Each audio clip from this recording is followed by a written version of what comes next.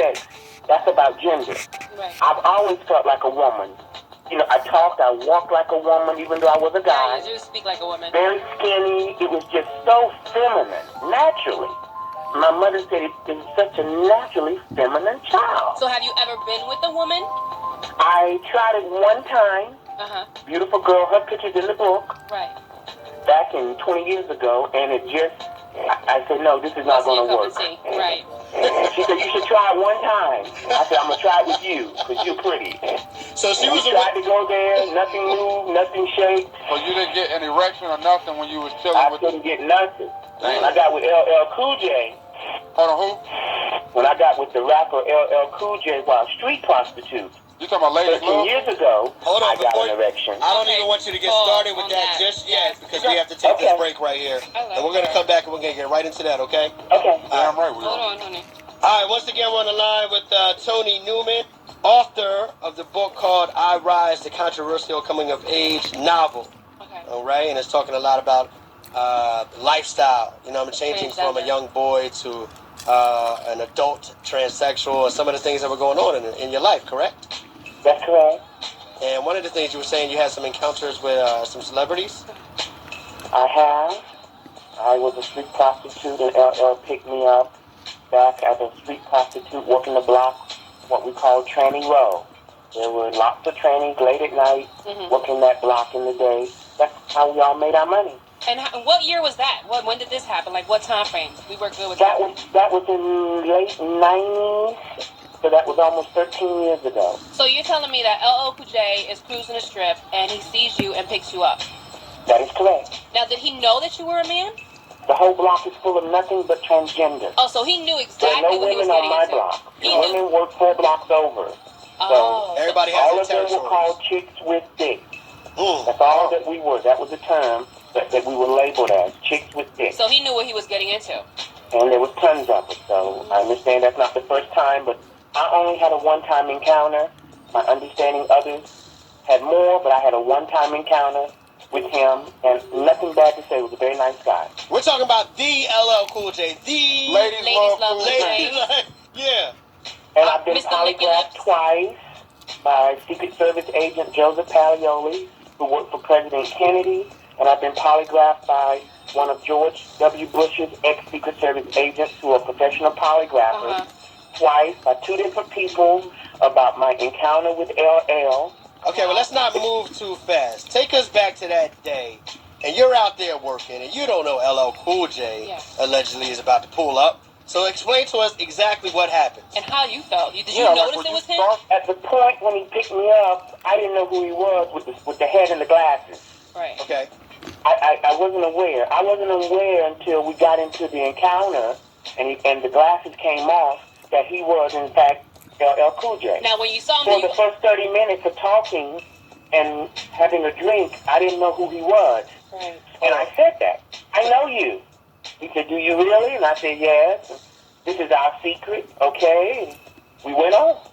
No. What are y'all doing for 30 minutes, though? Y'all on a date? Like, if you're on the strip, why you don't just bring you around the corner, you bop him off one time, and then you drop your ass back off on the strip? Why is y'all on a date? We had a little liquor in the car. He had a driver. So it was, in fact, the driver who I spoke to first. Okay. He put the window down, and I didn't get in the back of the car until I spoke to the driver. So he pulled over, asked me some questions. I said, whatever. He said, get in the back. Okay, so for 30 minutes, you're in the back of the car. It's dark. You guys are sipping on something. Let's not say 30. Maybe 15. Okay. So I'm going to say 30 minutes is kind of a long time. So not, I've seen hundreds of men in 15 years. So, but it was, 10 or 15, 20 minutes that we actually talked. We did have a little drink. There was drinking in the back, and then not until he pulled the head off and the glasses off did I recognize, oh my God, this is who he was. What was the conversation about all that time? He, what's your name? And at that time, my name on the street was Terry. Where you from? And then after 5 minutes, I want to do this, this, and this. What was that? What did he lay down that he wanted to do? Oh, I've yet to go there. I'm not trying to put him out like that. I mean, he's already put out, sweetie. Yeah, but I'm not trying to get into the sexual, what he did, what I did. We had sex, he and I. when you had sexual encounters with LL Cool J, what, was he the giver? Was he the receiver? How did it work? We were a versatile group. And when I say versatile, that means the other person gives and receives. We were a versatile group. So are you implying that LL Cool J gave you head? I'm implying that I had sex with LL Cool J, yes. Unbelievable, LL Cool J. I believe it. And I will take another polygraph if you so desire. Yeah. Which I've taken 2 already. And I have accumulated 42 other pieces of evidence of over 100 people.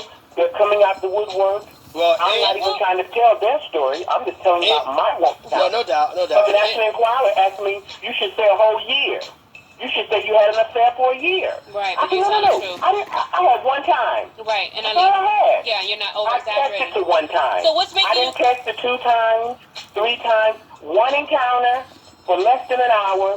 That's it. Okay, so before we go any further, right? You guys, like, what is said when it's time for everybody to go their separate ways? They dropped me back off, gave me some little extra, more than what I'd asked for. He, at that point, had been one of the top 5 dates I've ever had. How much money? I made over $500 for a street prostitute doing $50 blowjobs and a $100 hotel date. Right. He gave me 5 times more than I'd already made. Right. And then some extra on top of that. And you're very cool, take care later. Out. Was there any communications even after the fact? Never communicated with him since. And then what's making you come out now? Because you're on the I read radio. the book, and then a San Diego Charger guy who I'm still friends with came to me and said, I hear you writing a book. Your book will sell if you name names, but you can't name my name. Wow. Wow. I'm going to take care of you. And a guy from, at the time, 9 years ago, from the Chicago Bulls, I'm still friends with, till today. So But if you name names, your book will sell. It ain't going to sell by itself. okay. You got a great story. They had read the book, but everybody came back and said, look, you're very educated and bright. Your book ain't going to sell, babe, until you bring it out. And I'm like, really? I don't want to go there. Well, you They did. said it's not going to sell. So I added them to the book, and all of a sudden, I'm getting published. Right. Right. I'm taking polygraph Yeah, tests. people want to know. I tried it the regular way. Nobody wants to hear my story. Right. So this When I NBA add these player. names to it and I polygraph, I got evidence on Mr. C. I got evidence on Eddie Murphy. I took a polygraph on LL Cool J. Oh, shit. This book is for real. I did the book because everybody looks down on the transgender. Why do these people do this to themselves? None of them have jobs. They are living at home in the day, meeting these people who come to their house, pay them money, do what they do, and they bounce. Like Mr. C. Yeah. Like Mr. C. Now, Mr. C has been going to 14th Street, which is 5 blocks from Hot 97 in New York, Right. for over 20 years. Yeah. He used to drive the van around. Right. The Hot 97 All he man? wanted to get a good blowjob. He said, you girls suck the best dick. Mhm. And yes, he didn't suck nothing. With me, he didn't do nothing anally. It was suck, and he was verbal about it. He's been doing that for 20 years Wow, and been so- caught 3 times by the police. Tony, babe, when you say that he was verbal about it, what do you mean verbal? Suck it. Come on now. Get to it. Mhm.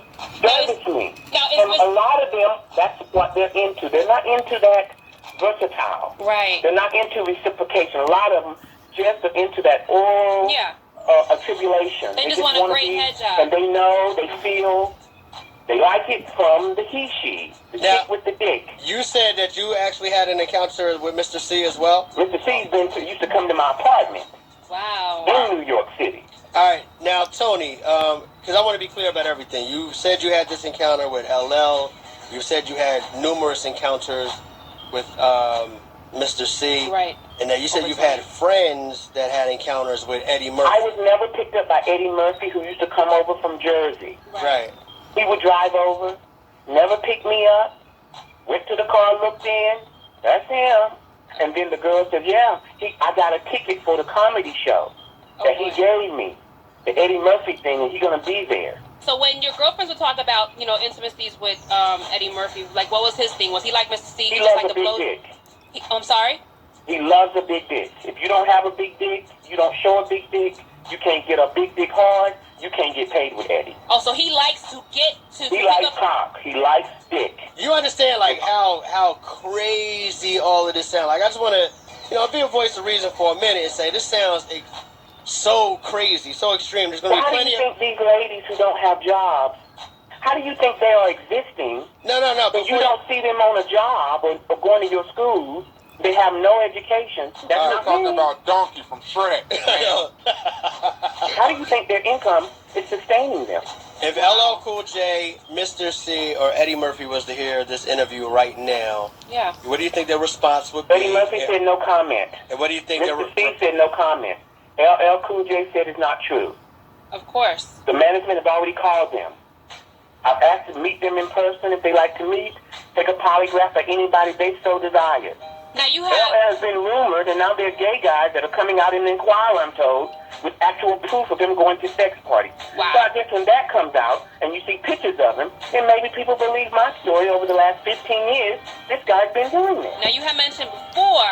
We have some paperwork that's saying you were pretty much paid off, almost paid off, about to be paid off, a couple million. LL Cool J paid the Inquirer. That's how the story broke him. Over $1 million to hush the story.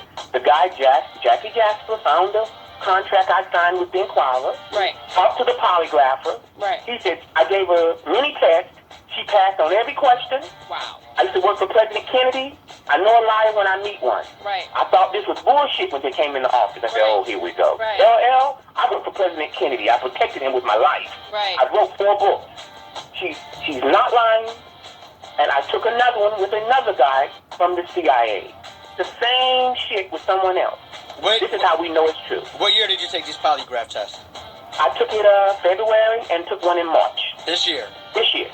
All right, again, we have Tony Newman on the line, author of the book I Rise. I Rise, the controversial coming-of-age novel by Tony Newman.